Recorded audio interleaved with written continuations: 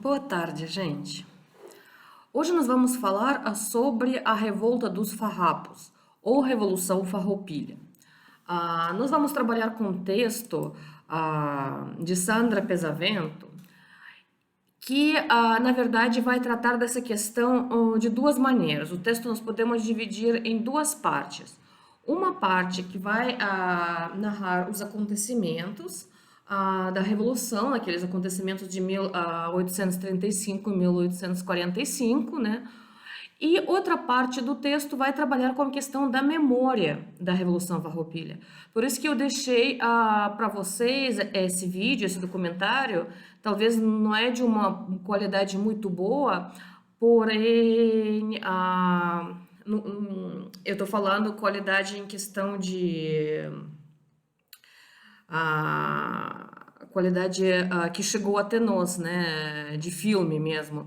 Porém, ele é muito bem feito do ponto de vista de trabalho da memória histórica, justamente porque é feito como entrevista das pessoas que têm essa memória na família sobre os acontecimentos, o que, aliás, mostra para nós como é importante para Rio Grande do Sul, para os gaúchos, essa representação, esse sentimento regional gaúcho, que justamente esse vídeo vai mostrar. Então, ele é interessante, tá? Eu acredito, principalmente aqueles que assistiram Casa das Sete Mulheres. Se vocês, aliás, não assistiram, assistem, porque esses minisséries da Globo, eles são muito bem feitos. Tem umas certas críticas, certos elogios dos entrevistados em relação à série. Mas, de qualquer modo, tudo isso, mesmo produção cultural, mesmo produção artística, faz parte da produção de memória. O próprio seriado faz parte da produção de memória. A literatura, por exemplo, o Érico Veríssimo, que no Tempo e o Vento vai trabalhar essa parte da Farroupilha, também faz parte da construção de memória. É um momento de autorreconhecimento gaúcho, de certo modo. E nós vamos ver nessa aula como isso acontece justamente através dessa revolução. Nós vamos falar sobre a formação do Rio Grande do Sul, como isso influenciou a formação de identidade gaúcha e o que levou os gaúchos a se rebelar justamente no período regencial e porque eles foram os últimos a baixar as armas. Porque é uma questão interessante e também uma questão que continua sendo na memória gaúcha e continua sendo como uma das partes da identificação dos gaúchos e do Rio Grande do Sul. Afinal de contas, a guerra ela mobilizou os proprietários de terra e gado do Sul, além do mais, junto com eles, lutaram os peões das estâncias, a gente das cidades, lutaram os escravos, lutaram todos os estratos sociais. E isso é importante para entender como isso acontece. Por que nesse período, por que no século XIX, no período regencial, nós vemos esse movimento regional tão forte? Nós temos um movimento de identidade gaúcha de uma região que era uma das mais novas, mais recém-povoadas em todo o vasto território do Império Brasileiro, mas que teve, vamos dizer, aquele sentimento da unidade maior do que até os muitos estados mais antigos do Nordeste, que aliás também rebelaram, a gente viu isso no exemplo na aula passada, tá? Então, a primeira parte, no início do artigo, a autora ela vai fazer uma introdução sobre povoamento do Rio Grande do Sul. A região era zona de fronteira, onde tanto castelhanos como os portugueses conviviam, porém não havia muita influência nem da coroa espanhola, nem da coroa portuguesa. Na verdade, era uma região que era super importante para acesso ao prata e, através dele, consequentemente, as riquezas de Potosí ou os produtos britânicos, que acabam entrando pelo Porto de Buenos Aires. O Porto de Buenos Aires é fundado em 1580, então nessa região acaba sendo um dos maiores portos para a entrada dos produtos europeus. E nessa cidade, não somente espanhóis, mas também muitos comerciantes portugueses, eles se instalam e estão gerando e manipulando os lucros que eles estão conseguindo através do comércio, tá? Então, na verdade, tanto portugueses como espanhóis, eles tinham interesse na região do Prata e os portugueses, eles vão enfrentando e vão tentando combater o monopólio hispânico sobre essa região, porque como vocês sabem, pelo Tratado de Tordesilhas, essa região ela pertencia aos espanhóis e não aos portugueses, tá? Primeiramente, quem vai ocupar essa região vão ser os padres jesuítas, que vão sair do Paraguai. Eles vão, vamos dizer, representar a coroa espanhola, tá? Eles vão junto com os espanhóis.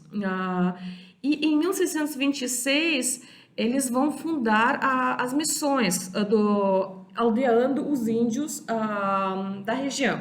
Eu acredito que essa parte vocês trabalharam no Brasil Colônia, tá? Porque em 1626, no início do século XVII, os jesuítas eles começam a povoar Rio Grande do Sul, criando as colônias indígenas. Porém, os bandeirantes portugueses, bandeirantes paulistas, né, que vão descendo ao sul e para o interior do continente, eles vão justamente atrás dos índios, porque é um período quando começa a necessidade em escravos começa a crescer. E o comércio com a África ainda não está muito bem organizado. Então, há uma necessidade em trabalho escravo e esse trabalho escravo é baseado no trabalho indígena. Então, os bandeirantes, eles vão para dentro do continente em busca dos índios, os quais eles guerreiam contra eles, captam eles e trazem como escravos, tá? E, obviamente, o que é mais fácil? É mais fácil atacar as missões dos jesuítas que já estão, vamos dizer, os índios já estão civilizados de certo modo, são índios batizados, eles não são também militarizados, muito pelo contrário, os jesuítas ensinam a eles, vamos dizer, as dogmas cristãs e não a guerra mesmo para a sua própria defesa. Então, na verdade, os jesuítas estão lá construindo a sua sociedade cristã perfeita e os bandeirantes atrapalhando. Quando esse enfrentamento chega ao seu ápice, principalmente durante a Batalha de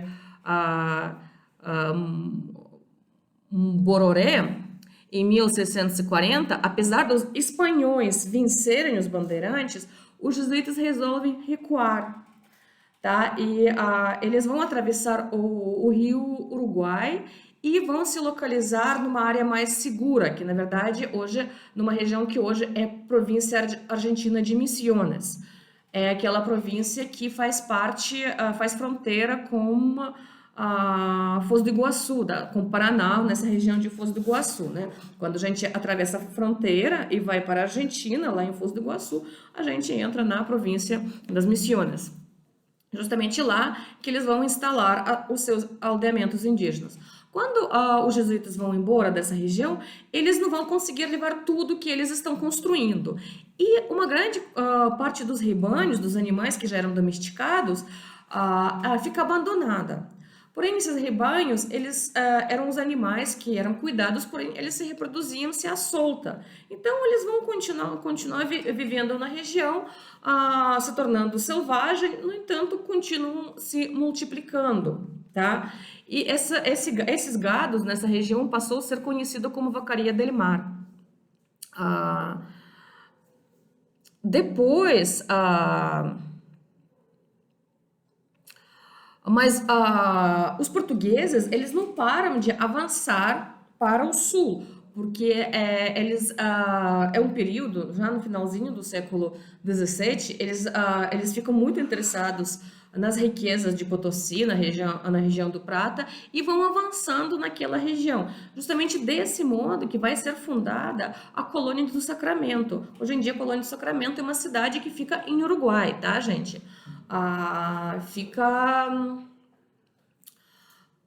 Mas é uma colônia a princípio portuguesa, que eles vão fundar naquela região justamente para controlá-la, para ter um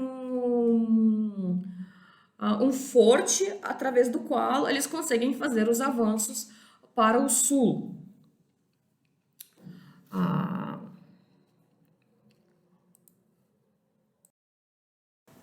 Fundação da Colônia do Sacramento, obviamente, vai aumentar o movimento das pessoas na região. Com o aumento das pessoas, também aumenta-se atividades agrícolas e também atividades de pastagens, né? O gado também começa a se aumentar. Então, nessa região, eles vão criar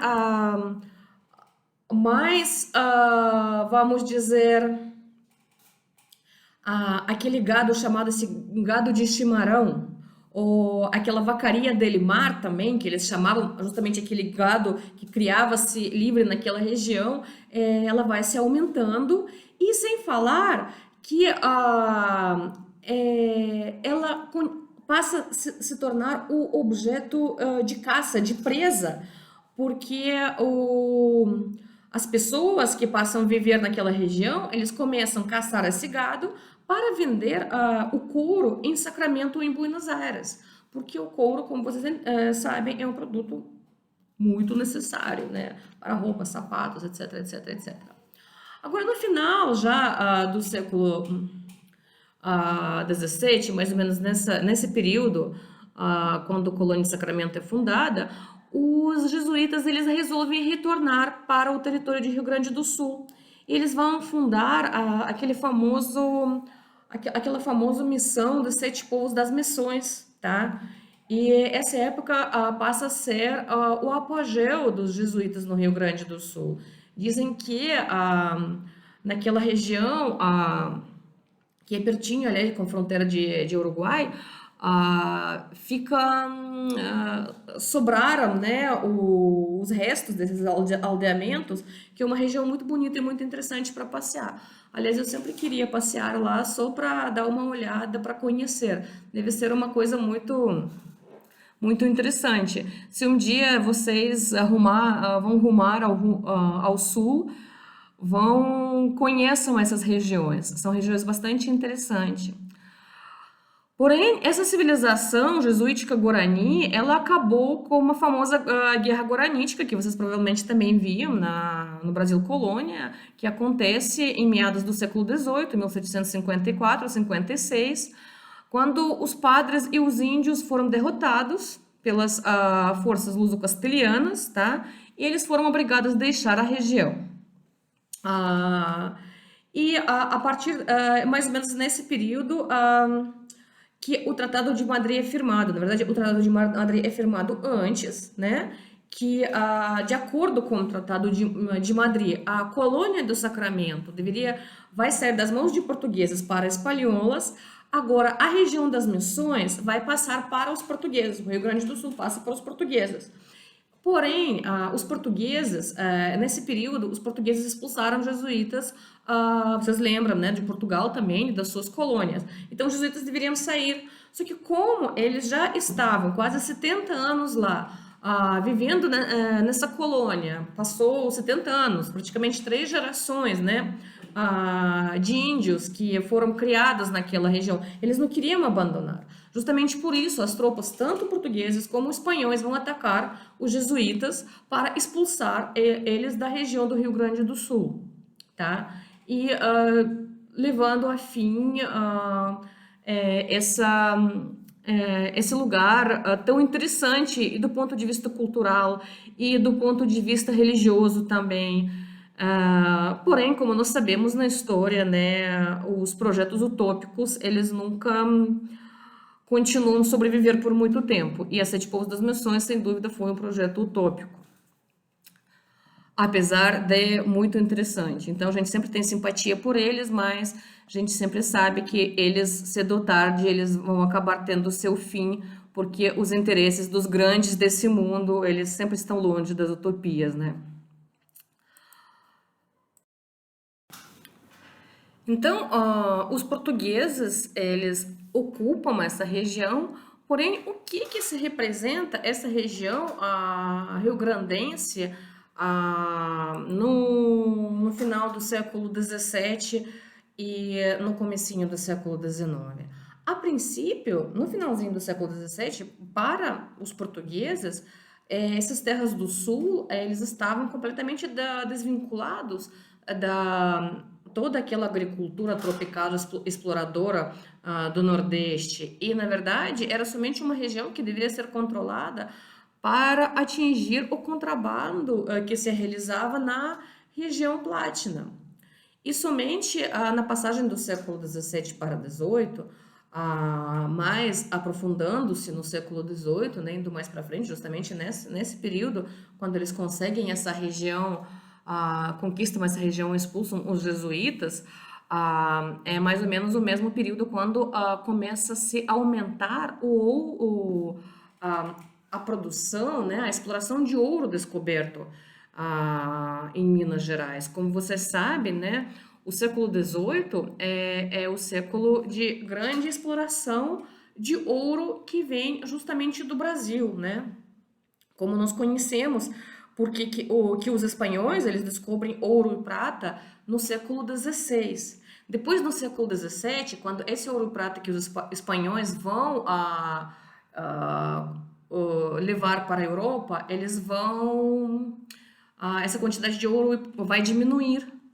E o século XVII nós temos uma crise, porque a Europa já estava acostumada a viver com esse ouro todo, que acaba se diminuindo bastante. Mas no século XVIII nós temos mais um boom de ouro, justamente aquele ouro do Rio de Janeiro, desculpa, de Minas Gerais, que vai para o Portugal. Ouro, diamantes, pedras preciosas.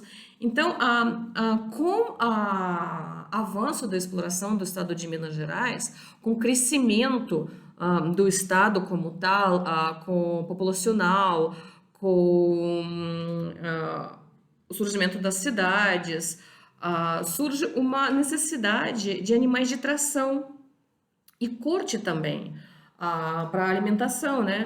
Para continuar trabalho em Minas. E a partir desse momento, começa aquela efetiva conquista das terras de sul, com a vinda dos tropeiros para sul em busca do gado. No começo, esses tropeiros vão em busca do gado para caçar aquele gado selvagem. Só que ao passar do tempo, obviamente, esse gado começa a diminuir. Então, como estradas que já estavam abertas, né, pelo aquele transporte de gado a pé, eles começam a passar do caça do gado, né, para a criação do gado. Então, muitos desses peões, bandeirantes, né, que vão atrás do gado, eles vão se afazendar, como fala a autora, né, e vão ocupar as terras e se estabelecer nas estâncias. Daí que vão surgir os primeiros gaúchos, tá? Então, além de criação de gado, eles vão fazer uma força militar contínua para resistir os ataques dos castelhanos. Então, para a coroa portuguesa, eles começam a servir também como se fosse de muro, né? Na fronteira entre os espanhóis e o Império Português. Então, para assegurar a posse desse território, a coroa portuguesa vai conceder poderes amplos aos senhores de terra e gados sulinos. Eles vai distribuir cismarias, estimular assentamentos, principalmente de grandes fazendas de criação. Esses homens, para a coroa, vão significar também a força militar com qual essa coroa pode contar para defender o território. Então, no decorrer do século XVIII, quando o Rio Grande sofreu 3 invasões castelhanas, seu território estava ocupado e defendido por justamente estanceiros, aqueles estanceiros que eram soldados ao mesmo tempo.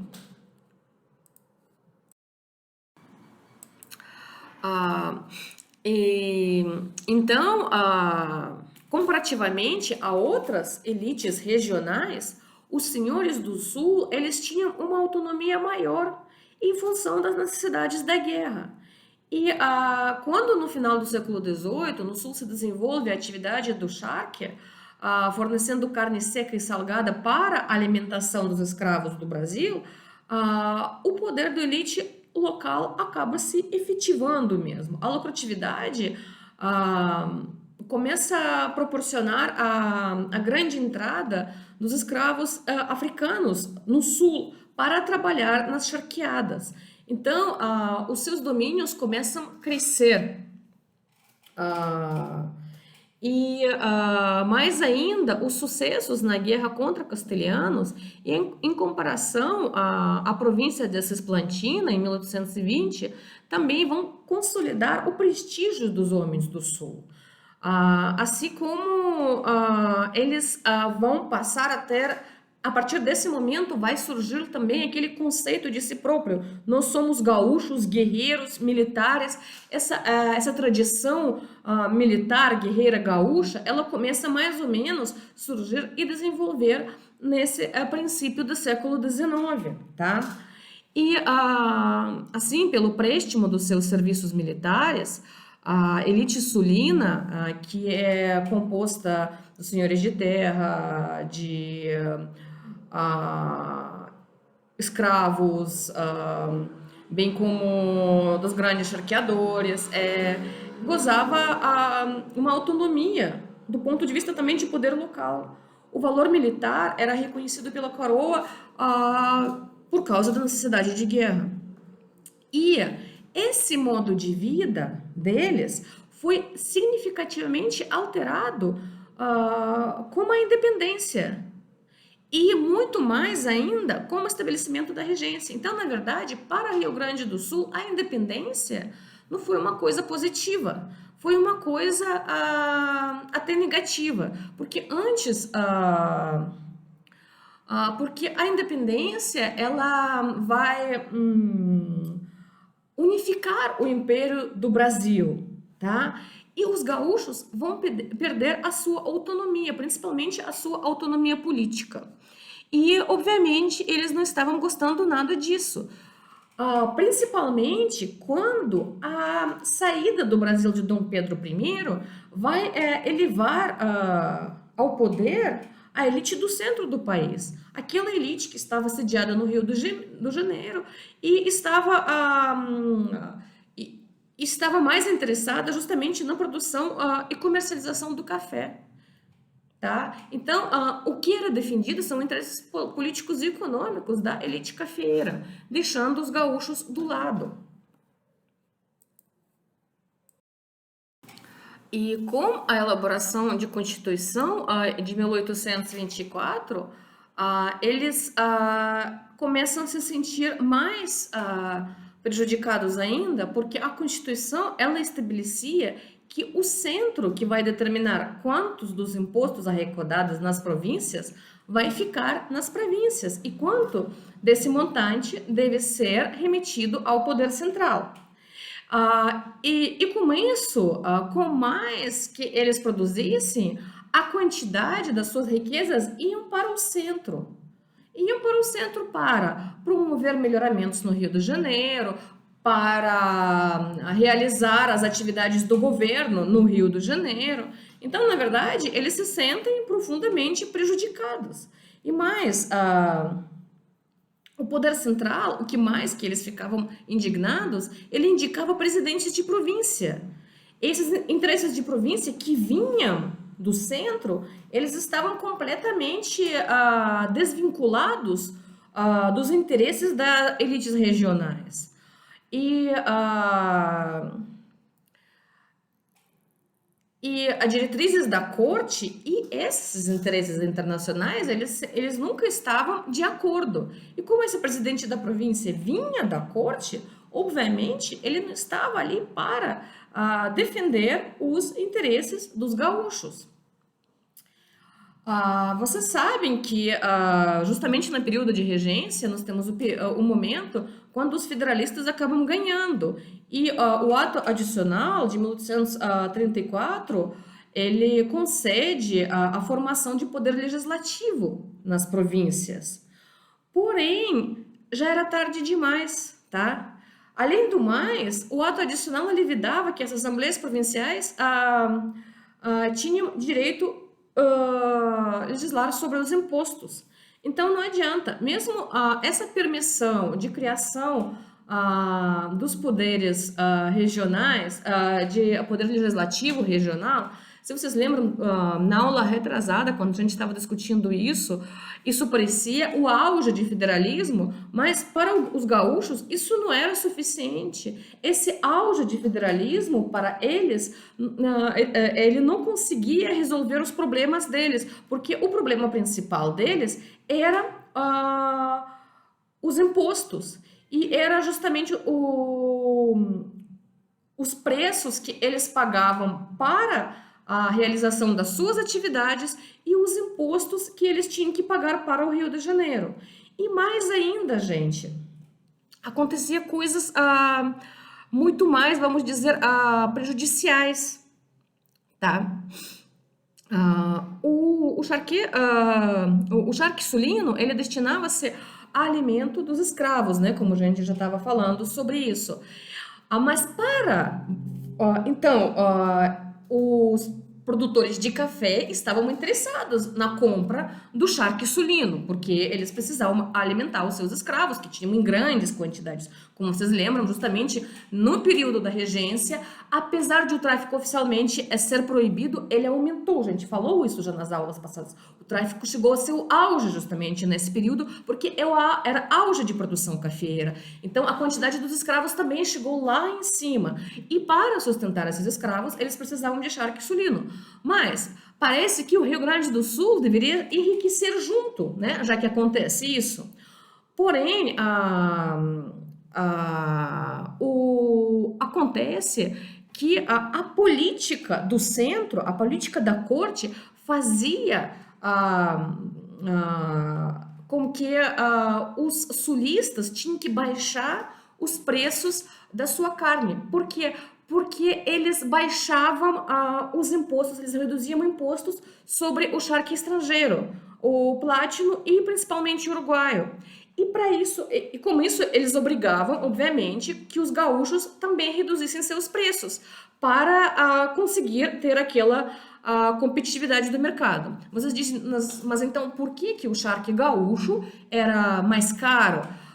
Tinha mais uma coisa, o charque gaúcho no Rio Grande do Sul não tinha sal, e para produzir charque, como vocês entendem, né, precisa de sal, e esse sal ele era comprado de fora, e ele também era taxado de impostos muito altos justamente no Brasil.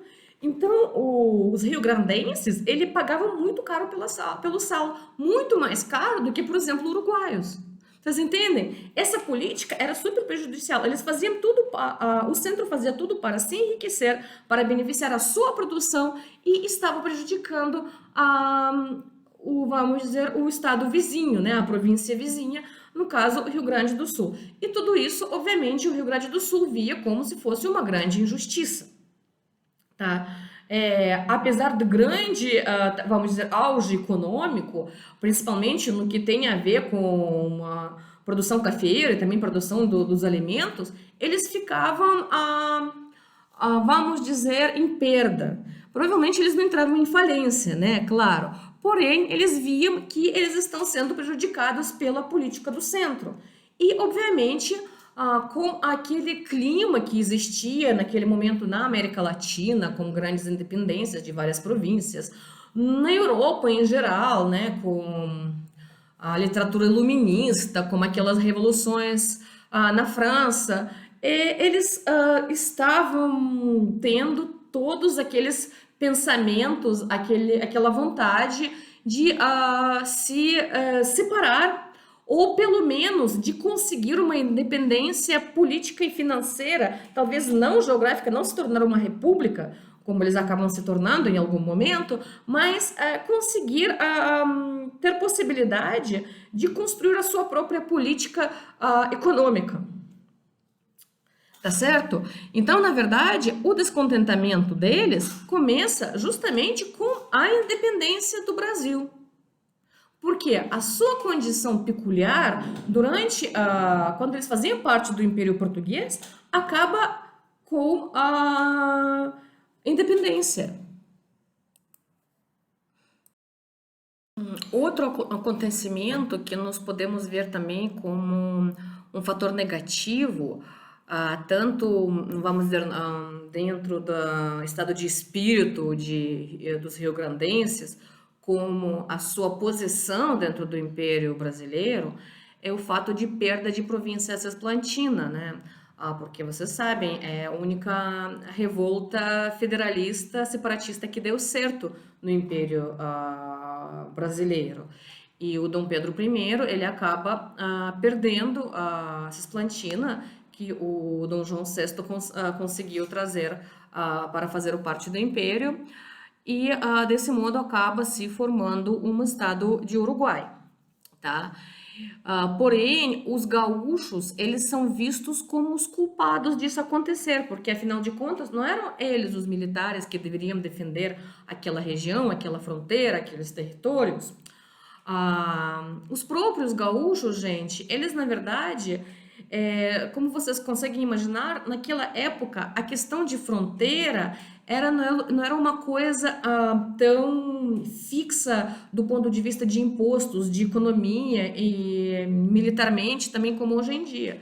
Então, muitos desses gaúchos, eles tinham suas propriedades tanto, por exemplo, na região do Uruguai, como na região do Rio Grande do Sul. E o fato de surgir aqui aquela fronteira não significou que eles perderam a sua propriedade, por exemplo, no Uruguai, tá? Eles continuaram sendo proprietários naquelas regiões. Eles continuaram tendo o seu negócio. Eles continuam tendo as relações mais, vamos dizer, fortes com a região latina, com os argentinos naquela região. Então, quando eles são colocados como culpados daquilo que, na verdade, foi uma falta de, vamos dizer, capacidade política de Dom Pedro I, né? Eles também ficam bastante abalados. Além do mais, eles começam a exigir uma política protecionista, tá? E como vocês sabem, aquele período é o período de auge de economia liberal. Porém, eles querem que a produção nacional de charque não seja prejudicada pela política de governo e que os impostos se aumentem sobre os produtos internacionais, já que o produto nacional é prejudicado pelos impostos nacionais do sal, tá?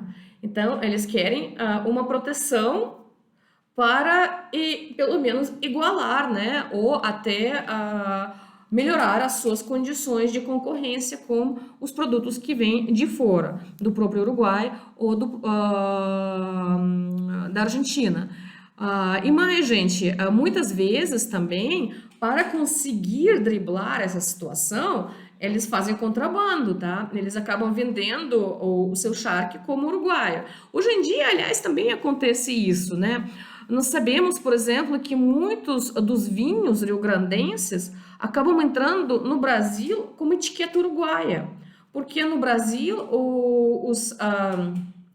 os impostos sobre bebida alcoólica são maiores e em relação ao Mercosul existem alguns acordos e o imposto acaba sendo menor. Então eles acabam vendendo o vinho no barril para Uruguai, os uruguaios engarrafam e vendem como se fosse vinho uruguaio, principalmente para o sul do Brasil. Isso também acontece até hoje em dia. Nós temos esses, tanto que os produtores de vinho do sul, eles ficam muito indignados com essa situação dos impostos.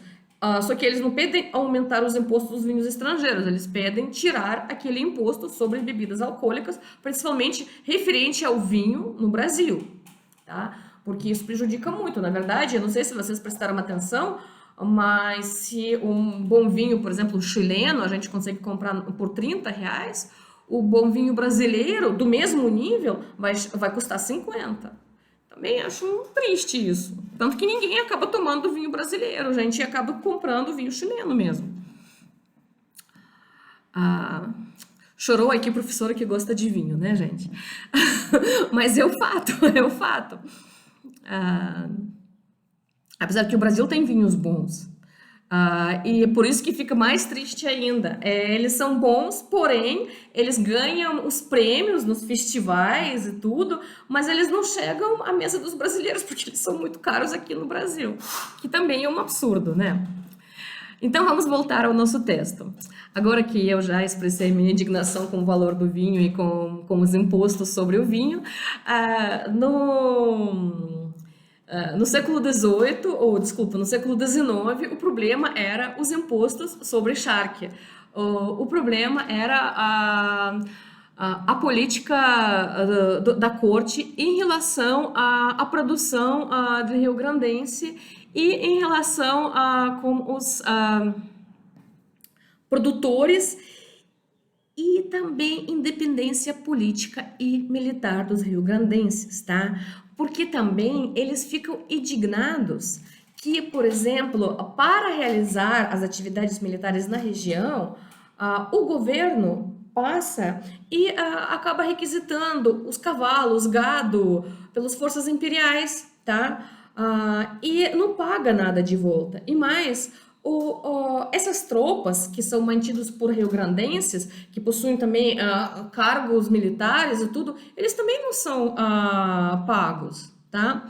E mais, quando vem o comandante de cargo mais elevado, ele não é rio-grandense, ele acaba vindo de fora. Então, esses homens que vivem numa comunidade muito forte, eles acabam, toda vez quando a questão é política ou econômica, acaba vindo uma pessoa que não respeita os seus interesses, tá? E justamente isso deixa eles indignados. E essa situação leva eles a uma rebelião. Então, o que nós temos? Nós temos a situação, para generalizar aqui, a passagem do status de capitania de São Pedro nos tempos de colônia para a província do Império acaba gerando perdas políticas e econômicas para a elite local. E as principais reclamações deles, principais descontentamentos deles,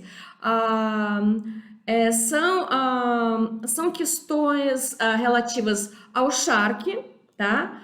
E também ao desprestígio do valor militar da província, tá?